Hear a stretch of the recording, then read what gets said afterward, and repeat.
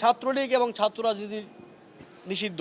ছাত্রলীগ এবং এখন যারা ছাত্র রাজনীতি করছে ক্যাম্পাসে, যদি ছাত্রদল হোক, ছাত্র শিবির হোক, ছাত্র শক্তি হোক, বামপন্থী যে সকল ছাত্র সংগঠন সমূহ গণ অভ্যুত্থানে অংশগ্রহণ করছে, এই সবাইকে আপনি এক কাতারে ফেলতে পারবেন না। ফলত সেই দাবিটা একটি নিরীহ দাবি ছিল না।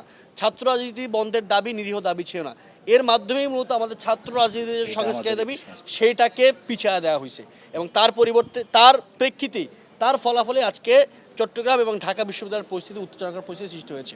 ক্রিয়াশীল সকল ছাত্র সংগঠন যারা গণ অভ্যুত্থানে অংশগ্রহণ করেছিল, মুজিববাদী ছিল না, বিশ্ববিদ্যালয়ের ছাত্রদের মতামত এবং যারা প্রশাসনে আছেন, এই তিন পক্ষের মধ্যে আলোচনার ভিত্তিতে অবশ্যই একটি চুক্তিতে এসে ক্যাম্পাস চার্টার প্রণয়ন করতে হবে, যার ভিত্তিতে বিশ্ববিদ্যালয়ের ছাত্র রাজনীতি চলবে, সহিংসতা এবং সংঘাত এড়িয়ে চলা যাবে।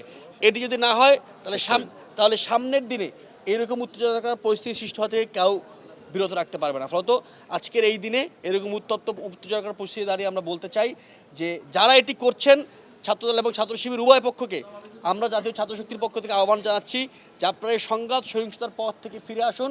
বিশ্ববিদ্যালয় ছাত্র রাজনীতির নতুন কি রূপরেখা প্রণয়ন করা যায়, যে ছাত্রদের কল্যাণে হবে, বিশ্ববিদ্যালয়ের গবেষণা এবং একাডেমিক পরিবেশ নিশ্চিতে লাভবান হবে, সেই দিকে হাঁটুন। আমরা দেখি যে তৎকালীন সময়ে শিবিরের হল রাজনীতি কাঠামো কেমন হবে এটা নিয়ে একটা অস্পষ্ট অবস্থান ছিল এবং তাদের কর্মী সংক্রান্ত যে বিষয়টা নিয়ে বারবার প্রশ্ন উঠে আসে, তাদের আসলে ঢাকা বিশ্ববিদ্যালয়ের কর্মী সংখ্যা কারা বা তাদের যে এই মূল কমিটি, সেই মূল কমিটির বাইরে আসলে শিবিরে কারা কারা রাজনীতি করছে, এই বিষয়টা কিন্তু একটা অস্পষ্টতা তৈরি করে সেই সময়। ঢাকা বিশ্ববিদ্যালয়ের রাজনৈতিক সংস্কৃতি কেমন হবে এই বিষয়ে কোনো সামগ্রিক সুরা আমরা করতে পারিনি সামগ্রিকভাবে। আমি মনে করি যে এটা আমাদের সবার জুলাই পরবর্তী সামগ্রিক ব্যর্থতা এবং সেই কারণেই জুলাইয়ের শক্তি ছাত্রদল আর ছাত্র শিবিরের সংঘর্ষ আমাদেরকে আজকে দেখতে হয়। আমরা মনে করি বিশ্ববিদ্যালয়গুলোতে, ক্যাম্পাসগুলোতে কোনোভাবে সন্ত্রাসী কায়দার রাজনীতি, হামলা, পাল্টাপাল্টি, মারামারি এই ধরনের রাজনীতির কোনো ধরনের কোনো সুযোগ নেই।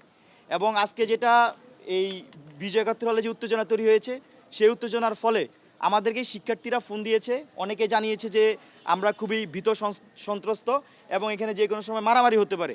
আমরা কিন্তু যারা টিএসসিতে ছিলাম আমরা সাথে সাথেই হলপাড়ায় আসার চেষ্টা করি এবং এখানে আমরা যখন দেখি যে আসলে এখানে স্লোগান হচ্ছে, উত্তেজনা তৈরি হচ্ছে এবং তখন বিভিন্ন হলের মধ্যেও আমরা দেখি যে এই ধরনের শিক্ষার্থীদের মধ্যে সংখ্যার তৈরি হয়েছে।